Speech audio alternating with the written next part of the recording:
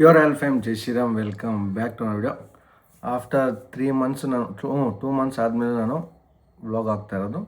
After ದೊಡ್ಡ 2 ತಿಂಗಳಾದಮೇಲೆ vlog ಯಾಕೆ ಹಾಕಿಲ್ಲ ಅಂತ ಆಲ್ಮೋಸ್ಟ್ ಎಲ್ರಿಗೂ ಗೊತ್ತಿರುತ್ತೆ. ಇನ್ ಕೇಸ್ ಗೊತ್ತಿರೋದ್ರಿಗೆ ಹೇಳ್ತೀನಿ. ಹೌದು, ನನಗೆ ಮದುವೆ ಆಗದೆ. ಇನ್ಸ್ಟಾಗ್ರಾಮಲ್ಲಿ ಅಪ್ಡೇಟ್ ಮಾಡಿದ್ದೀನಿ, ಯೂಟ್ಯೂಬಲ್ಲಿ ಯಾರಿಗೂ ಹೇಳಿರಲಿಲ್ಲ ಅಷ್ಟೇ. ಇನ್ಸ್ಟಾಗ್ರಾಮಲ್ಲಿ ಪೋಸ್ಟ್ ಮತ್ತು ರೀಲ್ಸು ಹಾಕಿದೆ. ಬಟ್ ವ್ಲಾಗ್ ಮಾಡೋ ಅಷ್ಟು ಟೈಮ್ ಇರಲಿಲ್ಲ, ಪರಿಸ್ಥಿತಿ ವ್ಲಾಗ್ ಮಾಡೋದು ಇರಲಿಲ್ಲ. ಏನು ಎತ್ತ ಅಂತ ಈ ವಿಡಿಯೋದಲ್ಲಿ ನಿಮ್ಗೆ ಎಕ್ಸ್ಪ್ಲೇನ್ ಮಾಡ್ತೀನಿ. Let's go.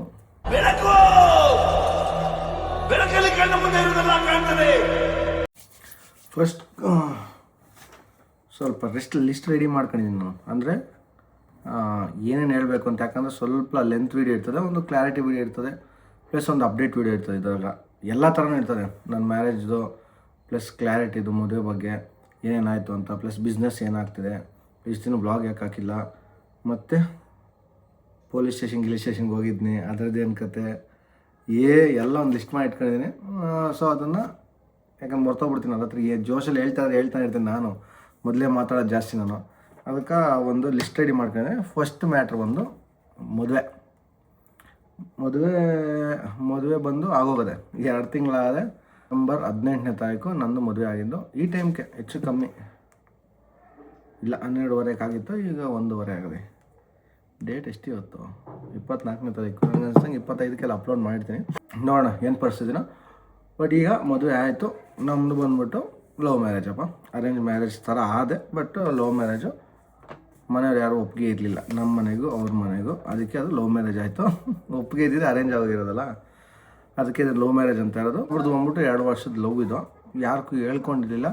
ಲಾಸ್ಟ್ ಒಂದು 2 ಮಂತ್ಸು ಅಂದರೆ ಮದುವೆ ಆಗೋಕ್ಕೆ ಯಾರದು ಒಂದು 2 ತಿಂಗಳ ಮದುವೆ ಆಗ್ತೀನಿ ಅಂದಂಗೆ ಸ್ವಲ್ಪ ಕ್ಲೂ ಬರ್ತಾಯಿತ್ತು. ನಿಮ್ಗೆ ಆಲ್ರೆಡಿ ಗೊತ್ತಿರ್ತದೆ. ನಾನು ವ್ಲಾಗಲ್ಲಿ ನಾನು ಫುಲ್ ಅವ್ರ ಮೇಲೆ ಫೋಟೋನ ಹಾಕ್ಕೊಂಡಿದ್ದೆ, ಮತ್ತು ನನ್ನ ಇಂಟ್ರಾ ಗಾಡಿ ಡೆಲಿವರಿ ಟೈಮಲ್ಲಿ ಅವ್ರು ಬಂದಿದ್ದರು. ಇದೆಲ್ಲ ಕ್ಲೂ ಗೊತ್ತಿರುತ್ತೆ ಆಲ್ಮೋಸ್ಟ್ ಎಲ್ರಿಗೂ, ಬಟ್ ಗೊತ್ತಿಲ್ಲದವ್ರಿಗೆ ಹೇಳ್ತಿದ್ದೀನಿ. ಲೈಕ್ 2 ಇಯರ್ಸಿಂದ ರಿಲೇಷನ್ಶಿಪ್ಪಲ್ಲಿದ್ದೆ. ಮನೇಲಿ ಇಬ್ಬರು ಮನೇಲಿ ಕನ್ವಿನ್ಸ್ ಮಾಡಿದ್ವಿ. ನಮ್ಮ ಮನೆಗೂ ಕನ್ವಿನ್ಸು, ನಮ್ಮ ಮನೆಗೆ ನಮ್ಮ ರಿಲೇಷನ್, ನಮ್ಮ ಊರಾಗ ನಮ್ಮ ದೊಡ್ಡಪ್ಪ ಚಿಕ್ಕಪ್ಪ ಎಲ್ರಿಗೂ ಕನ್ವಿನ್ಸ್ ಮಾಡಿದ್ವಿ.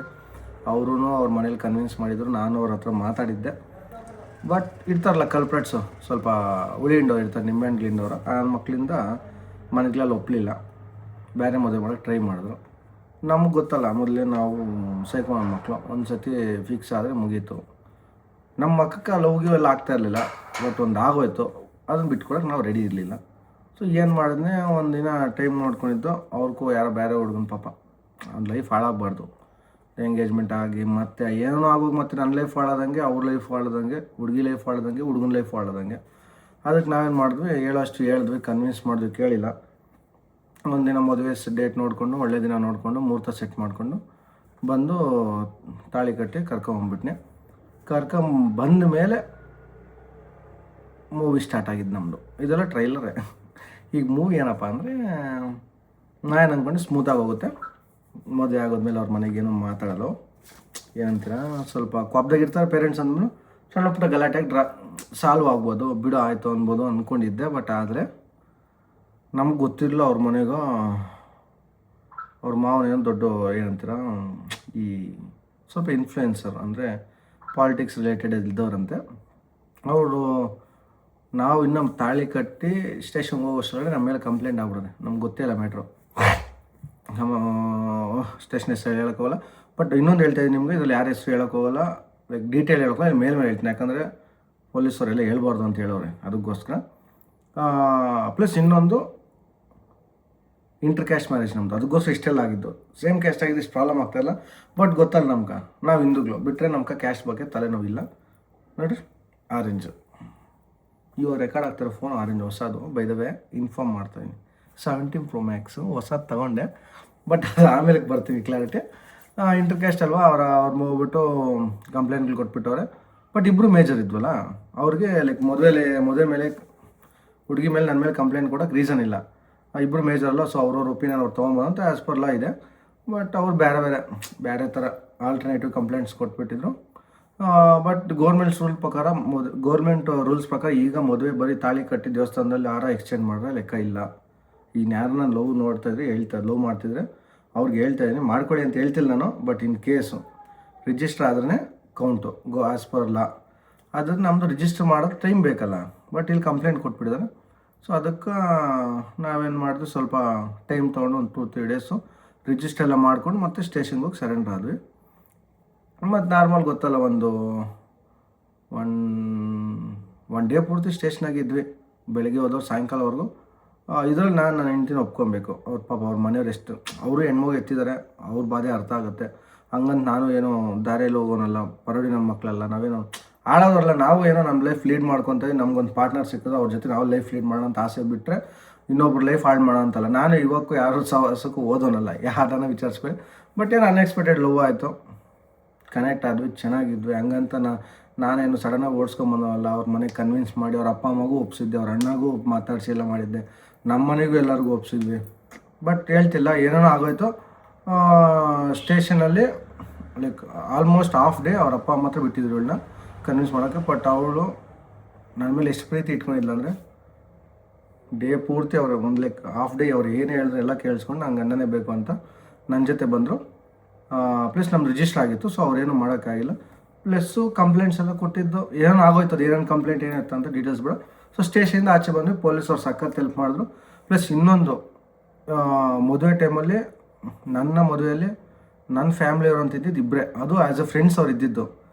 ಬಿಟ್ಟರೆ ನಮ್ಮ ಫ್ಯಾಮಿಲಿಯವ್ರು ಯಾರೂ ಇಲ್ಲ, ಅವ್ರ ಫ್ಯಾಮಿಲಿಯವ್ರು ಯಾರೂ ಇಲ್ಲ, ಎಲ್ಲ ನಮ್ಮೂರವ್ರು ಇದ್ದಿದ್ದು. ಎಲ್ಲರೂ ಹೆಲ್ಪ್ ಮಾಡಿದ್ರು, ಸಖತ್ ಹೆಲ್ಪ್ ಮಾಡಿದ್ರು. ಎಲ್ರಿಗೂ ಥ್ಯಾಂಕ್ಸ್ ಹೇಳೋಕ್ಕೆ ಇಷ್ಟಪಡ್ತೀನಿ. ಇವಾಗ ಯಾರನ್ನ ನೋಡ್ತಾ ಇದ್ದೆ ನನ್ನ ಬ್ಲಾಗ್ಸ್, ನಮ್ಮ ಫ್ರೆಂಡ್ಸ್ ಯಾರು ಹೆಲ್ಪ್ ಮಾಡೋದು ಅಂತ ಹೇಳಿದ್ದೀನಿ ಪರ್ಸ್ನಲಾಗಿ. ಬಟ್ ಇನ್ ಕೇಸ್ ಎಲ್ರಿಗೂ ಹೇಳ್ಬೇಕಲ್ವ, ಅವ್ರದ್ದೆಲ್ಲ ನಾನು ನೆಕ್ಸ್ಟ್ ಹೋಗ್ತಾ ವ್ಲಾಗ್ಸಲ್ಲಿ ನನಗೆ ನಿಮ್ಗೆ ಇಂಟ್ರೊಡ್ಯೂಸ್ ಮಾಡ್ತೀನಿ, ಯಾರು ಏನು ಅಂತ ಗೊತ್ತಿರ್ತದೆ ನಿಮಗೆ. ಇಲ್ಲ ಒಂದು ಪ್ರಾಪರ್ ಫ್ರೇಮ್ ಮಾಡಿಸ್ತಾ ಇದ್ದೀನಿ, ನನ್ನ ಫ್ಯಾಮಿಲಿ ಅಂದರೆ ಅವರು ಅಂತ ಒಂದು ಫ್ಯಾಮಿಲಿ ಫೋಟೋ ಮಾಡಿಸ್ತೀನಿ ನಾನು. ಸೊ ಅದ್ರಲ್ಲಿ ತೋರಿಸ್ತೀನಿ ನಿಮ್ಗೆ. ಬಟ್ ಸಖತ್ ಹೆಲ್ಪ್ ಮಾಡಿದ್ರು ಫ್ರೆಂಡ್ಸ್. ಬೇರೆಯವ್ರಿಗೆ ಏನೇನು ಮಾಡೋರು ಗೊತ್ತಿಲ್ಲ, ನನ್ನ ಫ್ರೆಂಡ್ಸ್ ಅಂತೂ ನಂಗೆ ಸಖತ್ ಹೆಲ್ಪ್ ಮಾಡೋದು. ಒಂದು 10-15 ಜನ ಇದ್ರ ಮದುವೆಯಲ್ಲಿ ಸಖತ್ ಹೆಲ್ಪ್ ಮಾಡಿದ್ರು. ಎಲ್ಲ ಮುಗಿಸ್ಕೊಂಡು ಮನೆಗೆ ಬಂದ್ವಿ. ಮನೆಗೆ ಬಂದು ಒಂದು 10-15 ಡೇಸ್ ಸ್ವಲ್ಪ ಐಸೋಲೇಟೆಡ್ ಆಗಿದ್ವಿ. ಯಾಕಂದ್ರೆ ಥ್ರೆಡ್ಸ್ ಎಲ್ಲ ಇತ್ತಲ್ವ, ಆಚೆ ಓಡಾಡೋಂಗಿರಲಿಲ್ಲ. ಸ್ವಲ್ಪ ಸ್ಟೇಷನ್ ಎಲ್ಲ ಓಡಾಡ್ಕೊಂಡಿದ್ದು, ಮನೇಲಿ ಇದ್ವಿ, ಎಲ್ಲೂ ಆಚೆ ಹೋಗಿರಲಿಲ್ಲ. ಆ ಟೈಮ್ಗೆ ಏನಾಯಿತು, ಲೈಕ್ ಅವ್ರು ಯಾವ ಕಂಪ್ನಿಯಲ್ಲಿ ಹೋಗ್ತಿದ್ದೆ ಅಲ್ಲಿಂದ ಕೆಲಸದಿಂದನೂ ಪ್ರಾಬ್ಲಮ್ ಆಯಿತು. ಸೊ ಅವರು ಕೆಲಸ ಇಲ್ಲ, ನಾನು ಆಚೆ ಓಡಾಡೋಂಗಿರಲಿಲ್ಲ, ಫೋನ್ ಕಾಂಟ್ಯಾಕ್ಟ್ಸ್ ಇರಲಿಲ್ಲ, ಫೋನ್ಸ್ ಎಲ್ಲ ಸ್ವಿಚ್ ಆಫಲ್ಲಿತ್ತು. ಸ್ಟಾರ್ಟಿಂಗ್ ಮದುವೆ ಆದಾಗ ಬಂದ್ವಿ. ಸೊ ಸ್ಟೇಷನ್ ಕೆಲಸ ಅಲ್ಲಿಗೆ ಮುಗ್ದಿತ್ತು. ಬಟ್ ಇದೇ ಆಲ್ಟರ್ನೇಟಿವ್ ಟೈಮಲ್ಲಿ ಏನಾಗಿತ್ತು ಅಂದರೆ, ನಂದು ಬಿಸ್ನೆಸ್ದು ಬಡ ದೋಸ್ತ್ ಆಕ್ಸಿಡೆಂಟ್ ಆಗಿತ್ತು. ನಿಮಗೆಲ್ಲ ಲಾಸ್ಟ್ ವ್ಲಾಗಲ್ಲಿ ಎಕ್ಸ್ಪ್ಲೇನ್ ಮಾಡಿದ್ದೆ. ಬಡ ದೋಸ್ತ್ ಒಂದು ಆಕ್ಸಿಡೆಂಟ್ ಆಗಿತ್ತು. ಆಕ್ಸಿಡೆಂಟ್ ಆದಾಗ ಅದೆಲ್ಲ ಸಣ್ಣ ಪುಟ್ಟ ರೆಡಿ ಮಾಡೋಕ್ಕೆ ಕಾರ್ತಿಕ್ ಹತ್ರ ಬಿಟ್ಟು ಬಂದಿದ್ದೆ. ಅದಕ್ಕೆ ಅದು ಡ್ಯೂಟಿ ಇರಲಿಲ್ಲ, ಗಾಡಿ ನಿಂತಿತ್ತು. ಒಂದು ಎರಡನೇದು ಇದು ಅನ್ಎಕ್ಸ್ಪೆಕ್ಟೆಡ್ ಆಗೋಯ್ತು. ನಾನು ನಮ್ಗೆ ಗೊತ್ತಿರೋರಿಗೆಲ್ಲ ಸ್ವಲ್ಪ ಜನಕ್ಕೆ ನೋಡ್ಕೊಳ್ಳಿ ಅಂತ ಬಿಟ್ಟಿದ್ದೆ, ಬಟ್ ಅವ್ರ ಗಾಡಿಗಳು ನೋಡ್ಕೊಂಡಿಲ್ಲ. 18ನೇ ತಾರೀಕಿಂದ ಗಾಡಿ ಓಡಲೇ ಇಲ್ಲ. ನಾನು ನೆಕ್ಸ್ಟ್ ತಿಂಗಳು ಹತ್ತತ್ರ ನವೆಂಬರ್ 18ಕ್ಕೆ ಗಾಡಿ ನಿಂತಿರೋದು ನನ್ನ ಮದುವೆ ದಿನ. ಡಿಸೆಂಬರ್ 10ನೇ ತಾರೀಕುವರೆಗೂ ಗಾಡಿಗಳೆಲ್ಲೂ ಓಡಿರಲಿಲ್ಲ. ಅಂದರೆ ನಾನು ಫೋನ್ ಸ್ವಿಚ್ ಆಫ್ ಇತ್ತು, ನನ್ನ ಕಾಂಟ್ಯಾಕ್ಟ್ಸ್ ಇಲ್ಲ, ಡ್ರೈವರ್ಗಳಿಗೆ ಫೋನ್ ಎತ್ತಿಲ್ಲ. ಡ್ರೈವರ್ಗಳಿಗೆ ನಾನು ಫೋನ್ ಮಾಡೋ ನನ್ನ ಸ್ವಿಚ್ ಆಫ್ ಇತ್ತು. ನಾನು ಯಾರು ನಂಬಿಟ್ಟಿದ್ದೋ ಅವರು ಕೆಲಸಗಳು ಮಾಡಲಿಲ್ಲ. ಏನಾಯಿತು, ಗಾಡಿಗಳೆಲ್ಲ ನಿಂತ್ಕೊಂಡು 15-20 ದಿನ ವಿತೌಟ್ ಡ್ರೈವರ್ಸು. ಪೇಮೆಂಟ್ಸು ಅವ್ರಿಗೆ ಊಟಕ್ಕೆ ಗೀಟಿಗೆ ಕೊಟ್ಟಿಲ್ಲ, ಅವ್ರು ನಿಲ್ಸವ್ರೆ.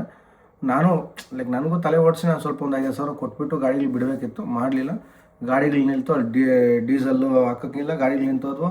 ಇಲ್ಲಿ ಅಕೌಂಟಲ್ಲಿ ಇದ್ದಿದ್ದೆಲ್ಲ ಗೊತ್ತಲ್ಲ, ಮದುವೆ ಖರ್ಚು, ಸ್ಟೇಷನ್ ಖರ್ಚು, ಓಡಾಡೋ ಖರ್ಚು, ಇದರಲ್ಲೆಲ್ಲ ಖರ್ಚಾಗೋಯ್ತು. ಎಲ್ಲ ಗಾಡಿಗಳದ್ದು ಚೆಕ್ ಬೌನ್ಸ್ ಆಗೋಯ್ತು. ಮತ್ತೆ ಬಂದ ಮೇಲೆ ಸ್ವಲ್ಪ ಕಷ್ಟ ಆಯಿತು ಅಂದ್ಬಿಟ್ಟು ನಾನು ಗೊತ್ತಾ ನೋಡಿ, ಇದು ಹೋಯ್ತು, ಕೈ ಉಂಗುರಗಳು ಹೋದ್ವು, ಎಲ್ಲ ಮುತ್ತೂಟ್ ಫೈನಾನ್ಸ್ಗೆ ಹಾಕಿ ಎಲ್ಲ ರೊಟೇಷನ್ ಮಾಡ್ತಾಯಿದ್ದೆ. ಡ್ಯೂಟಿಗಳು ಹಂಗೆ ಕಷ್ಟ ಆಗ್ಬಿಡ್ತು. ಏನಾಯಿತು, ನಂಬ್ಕೊಂಡವರೆಲ್ಲ ಮೋಸ ಮಾಡಿಬಿಟ್ರು. ಅಂದರೆ ಏನಂತೀರ, ಬಿಸ್ನೆಸ್ಸಲ್ಲಿ ಗಾಡಿ ಹಾಕ್ಕೊತೀನಿ ಬನ್ನಿ, ಇದು ಹಾಕ್ಕೊತೀನಿ ಬಂತೆ ಅಂತ ಹೇಳೋದು, ಪೇಮೆಂಟ್ಗಳು ಅದೇನಂತೀರ, ಪೇಮೆಂಟ್ಗಳು ಕರೆಕ್ಟಾಗಿ ಬರಲಿಲ್ಲ. ಸೊ ಅದೇನಾಯಿತು, ಅಲ್ಲೂ ಲಾಸ್ ಆಗೋಯ್ತು. ಮತ್ತು ಏನಂತೀರ, ಡ್ರೈವರ್ಗಳದ್ದು ಸ್ವಲ್ಪ ಪ್ರಾಬ್ಲಮ್ ಆಗೋಯ್ತು. ಎಲ್ಲ ವಾರಕ್ಕೊಂದ್ಸತಿ ಬರ್ಬೋದು. ನಾನು ಹೋಗಂಗಿಲ್ಲ ಅಲ್ಲ, ಆಚೆ ಓಡಾಡೋಂಗಿರಲಿಲ್ಲ. ಸ್ವಲ್ಪ ಸೇಫ್ಟಿ ನಂಗೆ ಕನ್ಸರ್ನ್ ಇತ್ತು ನನ್ನ ಮೇಲೆ, ಅದಕ್ಕೋಸ್ಕರ ಓಡಾಡೋಂಗಿಲ್ಲ ಅಂತ ಪೊಲೀಸರು ಹೇಳಿದ್ರು. ನಾನು ಓಡೋಕ್ಕಾಗ್ತಿಲ್ಲ. ಆ ಟೈಮಲ್ಲಂತೂ ಹೆವಿ ಲಾಸ್ ಆಗೋಯ್ತು. ಹತ್ತತ್ರ ಒಂದು 2-3 ಲಕ್ಷ ಲಾಸು. ಮದುವೆಗೆ ಒಂದು 2 ಲಕ್ಷ ಖರ್ಚು, 1 ಲಕ್ಷ 1.5 ಲಕ್ಷ ಮೇಲೆ ಖರ್ಚಾಗೋಯ್ತು ಮದುವೆಗೆ. ಅಂದರೆ ಏನಂತೀರ, ಪ್ರಾಪರ್ ಮದುವೆ ಅಲ್ಲ, ಈ ಥರ ಲವ್ ಮ್ಯಾರೇಜ್ಗೆ ಖರ್ಚುಗಳು ಅದು ಹೇಳೋಕ್ಕಾಗಲ್ಲ, ಅಷ್ಟು ಖರ್ಚುಗಳಾಗೋದು. ಎಲ್ಲೆಲ್ಲೋ ಏನೇನು ಆಗೋದು. ಒಂದು 4 ಲಕ್ಷ 4.25 ಲಕ್ಷ ಸಾಲಕ್ಕೆ ಬಂದುಬಿಟ್ಟೆ. ಸೊ 4 ಲಕ್ಷ ಸಾಲಕ್ಕೆ ಬಂದ್ಬಿಟ್ಟಿದ್ದೀನಿ ಸದ್ಯಕ್ಕೆ. ಇದು ಮದುವೆ ಆದಮೇಲೆ ನನ್ನ ಮದುವೆ ಪ್ಲಸ್ ಬಿಸ್ನೆಸ್ಸು. ಅದಾದಮೇಲೆ ಪ್ಯಾರಲಾಗಿ ನಿಂಗೆ ಅವಾಗಲೇ ಹೇಳಿದ್ನಲ್ಲ ಆಕ್ಸಿಡೆಂಟು, ಪಾಪ ನಮ್ಮ ಕಾರ್ತಿಕ್ ಸಖತ್ ಹೆಲ್ಪ್ ಮಾಡಿದೆ. ಕಾರ್ತಿಕ್ ಇಂಜಿನಿಯರಿಂಗ್ ಚಂದನು, ನಿಮ್ಗೆ ಆಲ್ರೆಡಿ ನಾನು ಬ್ಲಾಗ್ಸಲ್ಲಿ ನೋಡ್ತೀನಿ. ಚಂದನು ಪಾಪ ನಮ್ಮ ಬಡ ದೋಸ್ತನ ಟಿಂಕ್ರಿಂಗ್ ಕೆಲಸ, ಮತ್ತು ನಾನು ಬಂಪರನ್ನು ಮಾತ್ರ ಫ್ರಂಟ್ ತಗೊಂಬಂದು ಕೊಟ್ಟೆ. ಮಿಕ್ಕಿದೆಲ್ಲ ಹಳೆ ಪಾರ್ಟ್ಸ್ನ ಫಿಟ್ ಮಾಡಿಸಿ, ಎಲೆಕ್ಟ್ರಿಕ್ ಕೆಲಸ ಮಾಡಿಸಿ, ಮತ್ತು ಚಾರ್ಜಸ್ ಸ್ವಲ್ಪ ಬೇಡಾಗಿತ್ತು ಅದು ರೆಡಿ ಮಾಡಿಸಿ, ಮತ್ತು ಫ್ರಂಟ್ ಮೆಟಲ್ ಬಂಪರು ಎಲ್ಲ ಹಾಕ್ಸ್ಕೊಟ್ಟ. ಇವಾಗ ನಾ ಹತ್ರ ₹1 ಇಸ್ಕೊಂಡಿಲ್ಲ. ಚಂದನ್ ಸ್ವಲ್ಪ ಕಷ್ಟದಲ್ಲಿದ್ದೀನಿ ಅಂದರೆ, ಬ್ರೋ ಬಿಡಿ ಬ್ರೋ ನೀವು ಕಾಸಿಗೆ ಕೊಡೋಕೆ ಹೋಗಬೇಡ ಅಂದ. ಬಟ್ ಪಾಪ ಅವ್ರು ಕಾಸು ಕೊಡಬೇಕು. ಬಟ್ ಸದ್ಯಕ್ಕೆ ಗಾಡಿ ರೆಡಿ ಮಾಡಿಕೊಟ್ಟಿದ್ದೀನಿ. ನಮ್ಮ ಬಡ ದೋಸ್ತ್ ಓಡ್ತಾ ಇದೆ 3237. ಪಾಪ ಚಂದನ್ ಥ್ಯಾಂಕ್ಸ್ ಹೇಳಬೇಕು. ನಾನು ನನ್ನ ಕಡೆಯಿಂದ ಆದಷ್ಟು ನಾನು ಕ್ಲಿಯರ್ ಮಾಡ್ತೀನಿ ಚಂದನ್ಗೆ. ಅದು ಪಾಪ ನಾನಂತೂ ಸಾಲ ಉಳಿಸ್ಕೊಂಡು ಹೋಗಲ್ಲ, ಮನ್ಸು ಒಪ್ಪಲ್ಲ ಒಬ್ರ ಹತ್ರ ಇದು ಮಾಡಿಸ್ಕೊಂಡ್ರೆ. ಏನೋ ಎಲ್ಲ ಹೇಳಕ್ಕೆ ಬಿಡ್ತಾಯಿದ್ದೀನಿ, ನನಗೆ ಗೊತ್ತಾಗ್ತಾರೆ ಏನು ಹೇಳ್ತಾ ಇದ್ದೀನಿ ಅಂತ. ಬಟ್ ಕ್ಲಾರಿಟಿ ಕೊಟ್ಬಿಡ್ಬೇಕು. ಜಾಸ್ತಿ ಜನಕ್ಕೆ ಏನು ಗೊತ್ತೇ ಇಲ್ಲ. 2 ತಿಂಗಳಿಗೆ ಏನು ಬ್ಲಾಗ್ಸ್ ಹಾಕಿಲ್ಲ, ಮದುವೆ ಆದಮೇಲೆ ಚೇಂಜ್ ಆಗೋದ, ಅದಾಗದ ಇದಾಗದ, ಮತ್ತು ಮದುವೆಗಳಾಗೋನೆ ಯಾರಿಗೂ ಗೊತ್ತಿಲ್ಲ. ಒಂಥರ ಕ್ಲಾರಿಟಿ ವಿಡಿಯೋ ಅಂದ್ಕೊಂಡಿದ್ದೀನಿ ಅಷ್ಟೇ. ಸೊ ನಿಮ್ಗೆ ಮ್ಯಾರೇಜ್ದು ಹೇಳಿದೆ, ಆಕ್ಸಿಡೆಂಟ್ ಹೇಳಿದೆ, ಬಿಸ್ನೆಸ್ದು ಹೇಳಿದೆ, ಮತ್ತು ಕ್ಲಾರಿಟಿ ಒಂದು ಕೊಡ್ತೀನಿ. ಕ್ಲಾರಿಟಿ ಯಾರಿಗೂ ಸ್ವಲ್ಪ ಜನ ಕ್ಲಾರಿಟಿ ಕೊಡಬೇಕು, ಅದ್ರದ್ದು ಕೊಡ್ತೀನಿ. ಬಿಸ್ನೆಸ್ದು ಇನ್ನೊಂದು ಏನಾಯ್ತು ಅಂದರೆ, ನಮ್ಮ ಇಂಟ್ರದು EMI ಆಗೋಯ್ತು ಡಿಸೆಂಬರ್ಗೆ. ಪ್ಲಸ್ ಈಗ ಇಲ್ಲಿ ಸ್ವಲ್ಪ ಸಾಲಗಳಾಗಿತ್ತಲ್ಲ, ಅದಕ್ಕೆ ನಾನೇನು ಮಾಡಿದ್ನೆ, ನಮ್ಮ ಇಂಟ್ರಾ ಮೇಲೆ ಒಂದು 5 ಲಕ್ಷ ಲೋನ್ ಎತ್ಕೊಂಡೆ. ಆ ಲೋನ್ ಎತ್ಕೊಂಡು ಇವೆಲ್ಲ ಕ್ಲಿಯರ್ ಮಾಡ್ಕೊಂಡು ಬಂದ್ರು, ಆದರೂ ಇನ್ನೂ 1 ಲಕ್ಷ ಲಾಸಲ್ಲೇ ಇದ್ದೀನಿ. ಬಟ್ ಹಂಗಂತ ಸುಮ್ಮನೆ ಇರೋಕ್ಕಾಗಲ್ಲ. ಅದಕ್ಕೊಂದು ಐಫೋನ್ ನಂದು ಹೆಂಗೋ 13 Pro Max ಇತ್ತಲ್ಲ, ಡಿಸ್ಪ್ಲೇ ಹೊಡೆದೋಯ್ತು. ಅದನ್ನು ಈ ಗಲಾಟೆಗ್ಲಾಗ ಡಿಸ್ಪ್ಲೇ ಹೊಡೆದೋಯ್ತು. ಅದು ಮನೆಗೆ ಬಿಸಾಕಿದ್ನಿ. ಅದನ್ನು ರೆಡಿ ಮಾಡಿಸಿ ನಾನು ಮಿಕ್ಸರ್ಸ್ ಕೊಟ್ಟಿದ್ದೀನಿ. 17 Pro Max ತೊಗೊಂಡೆ. ಇದೆ 17 Pro Max. ತೋರಿಸಿ 17 Pro Max ಹೆಂಗಿದೆ ಅಂತ. ಟಾನ್ ಟಾನ್ ಟಾನ್ ಟಾನ್. ಇದೆ 17 Pro Max. ಒಂಥರ ಖುಷಿ ಆಗ್ತದೆ ನಮ್ಗೆ. ಏನಂತೀರಾ, ಬೇರೆಯವ್ರಿಗೆ ಏನಾಗುತ್ತೆ ಬರೀ 17 Pro Max ಅನ್ಬೋದು. ನಮ್ಗೆ ಒಂಥರ ಪ್ರೈಡು. ಲೈಕ್ ಐಫೋನಲ್ಲೇ ಒಂದು ಟಾಪ್ ಮೊಬೈಲ್ ಇದು. ಒಂದು JBL ಕಮ್ಮಿನೇ, 256, ಬಟ್ ಟಾಪ್ ಫೋನ್ ಅಲ್ವಾ, ಒಂಥರ ಖುಷಿ. ಅದನ್ನು ವ್ಲಾಗಿಂಗ್ ಬೇಕಲ್ವಾ, ಫುಲ್ ಟೈಮ್ ಕಂಟೆಂಟ್ ಕ್ರಿಯೇಟ್ ಮಾಡೋಣ ಅಂತಿದ್ದೀನಿ ಮೇಲೆ. ಅಂದರೆ ಪ್ರಾಪರಾಗಿ ನಾನು ಇಷ್ಟು ದಿನ ಏನೋ ಲಾಸ್ಟ್ 1 ಇಯರ್ ನಿಮ್ಗೆ ಗೊತ್ತು ಸ್ವಲ್ಪ ಕಂಟೆಂಟ್ ಬರಲಿಲ್ಲ. ಯಾಕಂದರೆ ಸ್ವಲ್ಪ ಹಿಂಗೆ ಲೋವಲ್ಲಿ ಇದ್ನಲ್ಲ, ಅಲ್ಲಿ ಬಿಸಿ ಇಲ್ಲಿ ಬಿಸಿ ಆಗ್ತಾಯಿದ್ದು. ಈಗ ಮದುವೆ ಆಗಿದ್ದೀನಿ. ಇನ್ನು ನೆಕ್ಸ್ಟ್ ಏನಿದೆ ನನ್ನ ಲೈಫು, ನಾನು ನನ್ನ ಫ್ಯಾಮ್ಲಿ ನಂದು ಈ ಥರ ಇರ್ತದಲ್ಲ. ಸೊ ಇದ್ರ ಪ್ರಕಾರ ಹೋದರೆ ನಾನು ವ್ಲಾಗ್ ಮಾಡ್ಕೊಂಡು ಹಂಗೆ ಕಂಟಿನ್ಯೂ ಮಾಡೋಣ ಅಂತ ನಾನು ಏನಂತ ನಿಮ್ಮಿಂದ ನಾನು ಬೆಳೆದಿದ್ದು. ಈ ಇನ್ಸ್ಟಾಗ್ರಾಮ್ ಯೂಟ್ಯೂಬಿಂದ ನಾನು ಈ ಲೆವೆಲ್ವರೆಗೂ ಬಂದಿದ್ದು. ನನ್ನ ಹೆಂಡತಿ ಸಿಕ್ಕಿದ್ದು, ನನ್ನ ಬಿಸ್ನೆಸ್ ಸಿಕ್ಕಿದ್ದೆಲ್ಲ ಇನ್ಸ್ಟಾಗ್ರಾಮ್ ಯೂಟ್ಯೂಬಿಂದ ಆಗಿರೋ ರೀಚಿಂದ, ಅಲ್ಲಿ ಕಾಂಟ್ಯಾಕ್ಟ್ಸಿಂದ ನನಗೆ ಇದೆಲ್ಲ ಬೆಳೀತಾ ಇರೋದು. ಸೊ ಅದಕ್ಕಂತೂ ನಾನು ಯಾವತ್ತೂ ಚಿರಋಣಿ ಆಗಿರ್ತೀನಿ. ಎಷ್ಟೊಂದು ಜನ ನನಗೆ ವಿಶ್ ಮಾಡಿದ್ರು, ಎಷ್ಟೊಂದು ಜನ ಫೋನ್ ಹಾಕ್ಬಿಟ್ಟು ಬ್ರೋ ಏನೋ ಬೇಕು, ಎಲ್ಲಿ ಬೇಕು, ಎಲ್ಲಿ ಅಮೌಂಟ್ ಏನೋ ಬೇಕಿತ್ತಾ, ಇಲ್ಲ ಲೈಕ್ ಸಪೋರ್ಟ್ ಏನು ಬೇಕಿತ್ತಾ, ಎಂಥ ಎಲ್ಲಿ ಬೇಕಿದ್ರು ಫೋನ್ ಹಾಕೋದು. ನನಗೆ ನಮ್ಮ ಚಿಂತಾಮಣಿ ನಮ್ಮ ಊರಿಂದನೂ ಫೋನ್ಗಳು, ಅಲ್ಲಿ ಸಪೋರ್ಟ್, ಅಲ್ಲಿಂದ ಒಬ್ಬ ಬಂದು ಹೆಲ್ಪ್ ಮಾಡೋದ. ನನ್ನ ಫ್ಯಾಮ್ಲಿಯಲ್ಲಿ ಏನಂತೀರ, ಅವ್ರ ಅಪ್ಪ ಅಮ್ಮ ಗೊತ್ತಿಲ್ಲದ್ರೆ ನಮ್ಮ ಫ್ರೆಂಡ್ಸ್ ನನ್ನ ಏಜ್ ಲಿಮಿಟ್ ಹೋಯ್ತಾರಲ್ಲ, ಅವರೆಲ್ಲ ನನಗೆ ಹೆಲ್ಪ್ ಮಾಡಿದ್ರು. ಬಟ್ ನನ್ನ ಸ್ವಂತದವ್ರು ನನಗೆ ಹೆಲ್ಪ್ ಮಾಡಿಲ್ಲ, ಬೇರೆಯವರೆಲ್ಲ ಹೆಲ್ಪ್ ಮಾಡಿಬಿಟ್ಟು ಸಖತ್ ಖುಷಿ ಆಯಿತು. ಗೊತ್ತು ಫ್ಯಾಮ್ಲಿಗಳವ್ರು ಸ್ವಲ್ಪ ಉರ್ಕೊಂಡವ್ರೆ, ಏನೋ ಅವ್ರ ಇಂಟರ್ಕ್ಯಾಸ್ಟ್ ಮ್ಯಾರೇಜ್ ಆಗೋದ್ರೆ ಮನೆ ಮರಿಗಳು ಹೊರಟೋತವಂತೆ. ನನ್ನ ಲೈಫು ನನ್ನ ಮದುವೆ ಇಷ್ಟು ನಾನೇ ಬದುಕಿದ್ದು, ಇವಾಗ ನಾನೇ ಬದುಕ್ತಾ ಇರೋದು. ಅವ್ರಿಗೆ ಮಾತ್ರ ಮನೆ ಮರಿಗಳು ಹೋದರೆ ನಾನೇನು ಮಾಡೋಕ್ಕಾಗಲ್ಲ. ಸೊ ಪ್ಲಸ್ ಯೂಟ್ಯೂಬ್ಲಿಂದನೇ ತಿಕ್ಕ ಉರ್ಕೊಂಡವ್ರು ಜಾಸ್ತಿನವ್ರೆ. ಬಟ್ ಉರ್ಕೊಂಡ್ರೆ ನಾವೇನು ಮಾಡೋಕ್ಕಾಗಲ್ಲ. ನನಗೆ ನನ್ನ ಲೈಫ್ ಇಂಪಾರ್ಟೆಂಟ್ ಅಷ್ಟೇ. ಏನಂತೀರ, ನಿಮ್ಮದು ಅಷ್ಟೇ, ಯಾರೇ ಆಗಲಿ ಅವ್ರವ್ರ ಲೈಫ್ ಅವ್ರಿಗೆ ಇಂಪಾರ್ಟೆಂಟು. ಇನ್ನೇನದೆ ಏನೋ ಬರ್ಕೊಂಡಪ್ಪ ತಲೆನೇ ಓಡ್ತಲ್ಲ ಏನೋ ಹೇಳೋಣ ಅಂತ. ಎಷ್ಟು ನಿಮಿಷ ಆಗೋದು ವೀಡಿಯೋ? 14 ನಿಮಿಷ ಆಗ್ಬಿಡೋದೆ. ಇನ್ನೊಂದು 2 ನಿಮಿಷದಲ್ಲಿ ಮುಗಿಸ್ಬಿಡ್ತೀನಿ, ಲಾಂಗ್ ಬೇಡ. ನಿಮ್ಗೂ ಬೋರಿಂಗ್ ಆಗ್ಬಿಡೋದು ಎಷ್ಟೊತ್ತಿನ ತಲೆ ತಿಂತವನೆ ಅಂತ. ಬಟ್ ಒಂದು ಕ್ಲಾರಿಟಿ ಕೊಡಬೇಕಿತ್ತಲ್ಲ, ಅದಕ್ಕೆ ನಾನು ಹೇಳ್ತಾ ಇರೋದು. ಮತ್ತು ಕ್ಲಾರಿಟಿಯಾಗ ಪೊಲೀಸ್ ಸ್ಟೇಷನ್ದು ಒಂದಂತೂ ಹೇಳ್ಬೋದು. ನನ್ನ ಟೈಮ್ ಸರಿ ಹೆಂಗಿರಲಿಲ್ಲ ಅಂದರೆ, ನಾನು ಯಾವ ಸ್ಟೇಷನ್ಗೆ ಹೋಗಿದ್ದೆ ಅಂದರೆ ನಮ್ಮ ಕಾಮಾಕ್ಷಿ ಪಾಳ್ಯ ಸ್ಟೇಷನ್ನು. ಕಾಮಾಕ್ಷಿ ಪಾಳ್ಯ ಸ್ಟೇಷನಲ್ಲಿ ಅದೇ ಟೈಮ್ಗೆ ಏನು ನಡೀತಾ ಇತ್ತು ಅಂದರೆ, ನಮ್ಮ ಡಿ ಬಾಸ್ ದರ್ಶನ್ ಅವ್ರದ್ದು ಕೇಸ್ ನಡೀತಾ ಇತ್ತು ಅದೇ ಸ್ಟೇಷನಾಗ. ಸೊ ನಂದರಿದ್ರಕ್ಕೆ ಅಲ್ಲಿ ಎಲ್ಲ ಹೇಳ್ತಲ್ಲ, ಫುಲ್ಲು ಟೈಟ್ ಸಿಚುವೇಷನಲ್ಲಿ, ಯಾರು ನಮ್ಮ ಮಾತು ಕೇಳಲ್ಲ ಪೊಲೀಸ್ಗಳವ್ರು, ಎಲ್ಲ ಬಿಗ್ ಶಾಟ್ಸ್ ಇರೋದಲ್ಲಿ. ಆದರೂ ಪಾಪ ಪೊಲೀಸವ್ರು ನಾನು ಥ್ಯಾಂಕ್ಸ್ ಹೇಳ್ಬೇಕು, ಸಖತ್ ಹೆಲ್ಪ್ ಮಾಡಿದ್ರು ನನಗೆ. ಅಲ್ಲಿರೋ ಎಲ್ಲ ಹೆಡ್ ಪೊಲೀಸವರೆಲ್ಲ, ಅಂದರೆ ಲೈಕ್ ಏನು ಎತ್ತೊಂದು ಕ್ಲಾರಿಟಿ ಹೇಳ್ಬಾರ್ದು ನಾನು. ಸೊ ಯಾರ್ಯಾರು ದೊಡ್ಡ ಪೊಲೀಸರು ಎಲ್ಲರೂ ಬಂದು ನಾನು ಮಾತಾಡಿಸಿ, ಹಿಂಗಿರುತ್ತಪ್ಪ, ಹಿಂಗೆ ಇರಬೇಕು, ಅವಾಗೇ ನಿಮಗೆಲ್ಲ ನ್ಯಾಯ ಸಿಗೋದು, ನೀನು ಕರೆಕ್ಟಾಗಿ ನೀನು ನ್ಯಾಯಯುತವಾಗಿರು. ಪಾಪ ಸಖತ್ ಬುದ್ಧಿ ಮಾತು ಹೇಳಿದ್ರು. ನಮ್ಮ ಬಾಗ್ಲು ಸ್ಟೇಷನಲ್ಲಿ ಪಾಪ ಸಖತ್ ಹೆಲ್ಪ್ ಮಾಡಿದ್ರು.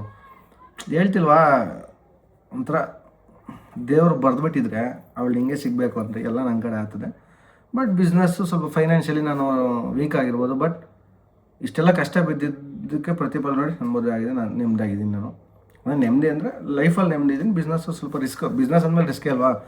ಅದ್ರಲ್ಲಿ ಸ್ವಲ್ಪ ಕಷ್ಟ ಆದ್ರೂ ನಾನು ಅಂದ್ಕೊಂಡಿದ್ದಾಗಿದೆ. ನಾನು ಪ್ರೀತಿಸಿದ ಹುಡುಗಿ ನನಗೆ ಹೆಂಡ್ತಿಯಾಗಿ ಸಿಕ್ಕಿದರೆ ಸಾಕೋದು ಖುಷಿ ಆಗೋದು. ನನಗೆ ಪುಣ್ಯ ಮಾಡಿರ್ಬೇಕು ಅಂದ್ಕೊಳ್ಳಿ ಅವ್ರನ್ನ ಪಡೆಯೋಕೆ. ನಾವು MBA ಗ್ರ್ಯಾಜುಯೇಟು, ಬ್ಯಾಂಕ್ ಎಂಪ್ಲಾಯಿ ಅವರೆಲ್ಲ. ಆದ್ರೂ ಲೈಕ್ ನಾನಂತ ಒಬ್ಬ simple driver, driver come owner. Driver ಅಂತ ಹೇಳ್ಕೊಳಕ್ಕೆ ಖುಷಿ ನಂಗೆ ಓನರ್ಗಿಂತ. ಯಾಕಂದರೆ ಆ ಗಾಡಿ ಓಡಿಸಿ ಡ್ರೈವರ್ ಆಗಿದ್ದಕ್ಕೆ ನಾನು ಇಲ್ಲಿ ಓನರ್ ಆಗಿರೋದಲ್ವ 4-5 ಗಾಡಿಕ. ಸೊ ಅದ್ರಾಗೇನು ಬೇಜಾರಲ್ಲ ನಂಗೆ ಡ್ರೈವರ್ ಅಂತ ಹೇಳ್ಕೊಳಕ್ಕೆ. ಬಟ್ ಅವ್ರ ಮನೆಗಳಲ್ಲಿ ಡ್ರೈವರ್ ಅಂತ ಮನ ಮರದಿ ತೆಗೆದ್ರು ನಂಗೆ. ಬಟ್ ಇಟ್ಸ್ ಓಕೆ, ನಮ್ಗೇನು ಬೇಜಾರಿಲ್ಲ. ನಾವು ಡ್ರೈವರೇ. ಪೊಲೀಸ್ದಾಯಿತು, ಪೊಲೀಸಲ್ಲಿ ಕ್ಲಿಯರ್ ಆದಮೇಲೆ ಮತ್ತು ಫ್ಯೂಚರ್ ಏನು ಅಂದರೆ ನಂಗೆ ಗೊತ್ತಿಲ್ಲ. ನಮ್ಮ ಅಮ್ಮನೇ ಫ್ಯೂಚರ್ ಏನಂದು ಗೊತ್ತಿಲ್ಲ. ನೋಡೋಣ, ದೇವ್ರು ಎಲ್ಲಿ ಕರ್ಕೊಂಡು ಹೋಗ್ತಾರ, ಇಲ್ಲ ನೀವು ಎಲ್ಲಿ ಕರ್ಕೊಂಡು ಹೋಗ್ತೀರ. ನನಗೇನು ಲೈಕ್ ಹಿಂಗೆ ಆಗ್ಬೇಕು ಹಂಗೆ ಆಗ್ಬೇಕು ಅಂತೇನಿಲ್ಲ. ಈಗ ಮೈಂಡ್ಸೆಟ್ ಹೆಂಗಾಗಿದೆ ಅಂದರೆ ಲಾಸ್ಟ್ 2 ತಿಂಗಳಾದ ಮದುವೆ ಆಗಿ ಫಸ್ಟ್ ಆದರೆ ಅದು ಮಾಡ್ಬೇಕು ಇದು ಮಾಡಬೇಕು ಏನಣ್ಣ. ಇವಾಗ ಬೆಳಿಗ್ಗೆ ಹೋಗಿ ಸಾಯಂಕಾಲ ಮನೆಗೆ ಬಂದರೆ ಸಾಕಪ್ಪ ಅನ್ನೋ ಥರ ಮೆಂಟಾಲಿಟಿ. ಯಾಕಂದರೆ ಈಗ ಒಂದು ರೆಸ್ಪಾನ್ಸಿಬಿಲಿಟಿ ಎಕ್ಸ್ಟ್ರಾ ಆದ್ರೆ. ಈಗ ಇಷ್ಟು ದಿನ ನಮ್ಮಮ್ಮ ನನ್ನ 6 ತಿಂಗಳು ಮನೆಯಿಂದ ಆಚೆ ಇದ್ದು ಏನೋ ಮಾಡ್ಕೊಂಡ್ರೆ ನಮ್ಮಮ್ಮ ಒಂದು ಫೋನ್ ಆಗ್ತಿರಲಿಲ್ಲ. ಬಟ್ ಅಮ್ಮ ಹುಷಾರಾಗಿರೋರು, ಒಂದು ನಂಬಿಕೆ. ನಮ್ಮೂರವ್ರು ಯಾರೊಬ್ಬರು ಫ್ರೆಂಡ್ಸ್ ಫೋನ್ ಹಾಕಿ ಬಂದು ನೋಡ್ಕೊಳೋರು. ನಾನು ಲದಾಖ್ ಹೋದಾಗೂ ಅಷ್ಟೇ, ಲಾಂಗ್ ಬಾಡಿಗೆಗಳು ಹೋದಾಗೂ ಅಷ್ಟೇ. ಸೊ ನಮ್ಮಮ್ಮ ಟೆನ್ಷನ್ ಇರ್ತಿಲ್ಲ ನಂಗೆ, ನಮ್ಮಮ್ಮ ಅಷ್ಟು ಸೇಫಾಗಿರ್ತಾರೆ ಅಂತ. ಬಟ್ ಈಗ ಮದುವೆ ಆಗಿದ್ದೀನ, ನಿಮಗೆ ಗೊತ್ತಿರ್ತದೆ ಮದುವೆ ಆದಮೇಲೆ ನಮ್ಗೆ ಇನ್ನೊಂದು ರೆಸ್ಪಾನ್ಸಿಬಿಲಿಟಿ ಜಾಸ್ತಿ ಆಗುತ್ತೆ. ಸೊ ನಮ್ಮ ಪ್ಲಸ್ ನಾನು ಲವ್ ಮ್ಯಾರೇಜ್ ಆಗಿರೋದ. ಸೊ ಥ್ರೆಡ್ಸ್ ಎಲ್ಲ ಇನ್ನು ಹಂಗೆ ಇದೆ. ಸೊ ನನಗೆ ಮನೇಲೇ ಇರಬೇಕಾಗತ್ತೆ ಜಾಸ್ತಿ. ಸೊ ಮನೆಗೆ ಬಂದು ನಿಮ್ಮದೇ ಸಾಕು ಅಂತ ಈಗಿರೋ ಲೈಕ್ ಪ್ರೆಸೆಂಟ್ ಐಡಿಯಾ. ಫ್ಯೂಚರ್ ನೋಡೋಣ. ಗಾಡಿಗಳು ಸದ್ಯಕ್ಕೆ ಗಾಡಿಗಳಲ್ಲಿ ಹೊಸ ಗಾಡಿಗಳು ಯಾವ್ದು ತೊಗೊಳಕ್ಕೆ ಹೋಗಲ್ಲ. ಬಿಸ್ನೆಸ್ ರಿಲೇಟೆಡ್ ಫ್ಯೂಚರ್ ಇದು, ಬೇರೆ ಫ್ಯೂಚರ್ ಅಲ್ಲ, ಬಿಸ್ನೆಸ್ ರಿಲೇಟೆಡ್ ಫ್ಯೂಚರು. ಗಾಡಿಗಳು ಸದ್ಯಕ್ಕೆ ತೊಗೊಳಕ್ಕೆ ಹೋಗಲ್ಲ. ಒಂದು 6 ಮಂತ್ಸ್ to 1 year ಈಗ ಆಗಿರೋ ಲಾಸಸ್ನ ರಿಕವರಿ ಮಾಡಿಕೊಂಡು, ಪ್ಲಸ್ ನನ್ನ ಫ್ರೆಂಡ್ ಗಾಡಿದು ಸ್ವಲ್ಪ ಜಾಸ್ತಿ ಲಾಸ್ ಆಗ್ಬಿಡ್ತು ಪಾಪ. ನಮ್ಮ ಶಾಂದೂ, ಯಾಕಂದ್ರೆ ನಂದು ನಿಂತದಂದರೆ ಶಾಂದು ನಿಂತೈತಲ್ಲ.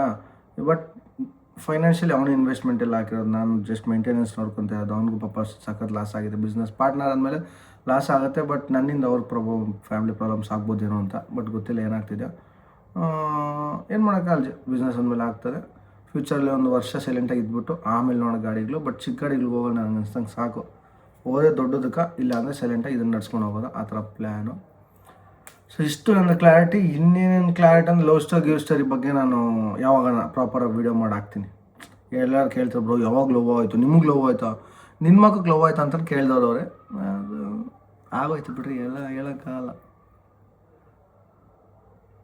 ಅದು ಆಗೋಯ್ತು. ಅದ್ರ ಬಗ್ಗೆ ನಿಮ್ಗೆ ಡೀಟೇಲ್ ವ್ಲಾಗ್ ಯಾವಾಗ ಹಾಕ್ತೀವಿ. ಬಟ್ ಕಪಲ್ ವ್ಲಾಗ್ಸು ಎಲ್ಲರೂ ಕೇಳ್ತಾರೆ. ಬಟ್ ನಮ್ಮದ್ರಲ್ಲಿ ಕಪಲ್ ವ್ಲಾಗ್ಸ್ ಬರೋಲ್ಲ. ನಮ್ಮದೇನು ಆಟೋಮೊಬೈಲ್ ರಿಲೇಟೆಡ್ಡು ಪ್ಲಸ್ ಎಂಟರ್ಟೈನ್ಮೆಂಟ್, ಸ್ವಲ್ಪ ಕಾಮಿಡಿ ಮಿಕ್ಸ್ಡ್ ಎಲ್ಲ ಇರ್ತದೆ. ಹಂಗಂತ ನಾನು ಕಪಲ್ ವ್ಲಾಗ್ಸ್ ಅಂತ ನೀವು ದಯವಿಟ್ಟು ಮೈಂಡಿಂದ ತೆಗೆದುಬಿಡಿ.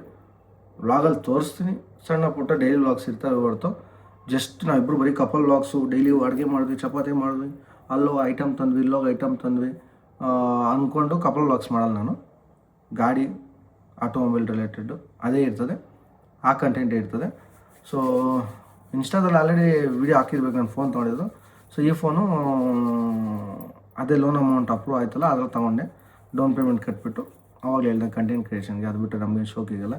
ನಮಗೇನು ಈ OnePlus ಇದ್ರೂ ಸಾಕು ನೋಡಿ. OnePlus ಅದು ಆರಾಮಾಗಿ ಮಾತಾಡ್ಕೊಂಡಿರೋದು, ಫೋನಲ್ಲಿ ಮಾತಾಡಬೇಕು ಅಂದರೆ. ಬಟ್ ನಾನು ನಿಮಗೆ ಗೊತ್ತಲ್ವಾ, ಲೈಕ್ ಈಗಿರೋ ಕಂಟೆಂಟು ಅಂದರೆ ಎಲ್ರಿಗೂ ಕ್ಲಾರಿಟಿ ಬೇಕು, ಸೌಂಡ್ ಕ್ಲಾರಿಟಿ ಬೇಕು, ಲೈಕ್ ವಿಡಿಯೋ ಕ್ಲಾರಿಟಿ ಇದ್ರೇ ಜನ ವ್ಯೂಸ್ ಬರೋದು. ಪ್ಲಸ್ ಐಫೋನ್ ಗೊತ್ತಲ್ಲ, ಎಲ್ಲದಕ್ಕೂ ಎದ್ದಿದ್ದಕ್ಕೆ ಅದು ಎಲ್ಲದರಲ್ಲಿ ಟಾಪ್ ನಾಚ್ ಇದೆ. ಅದಕ್ಕೋಸ್ಕರ ಅದನ್ನು ತೊಗೊಂಡಿದ್ದೀನಿ.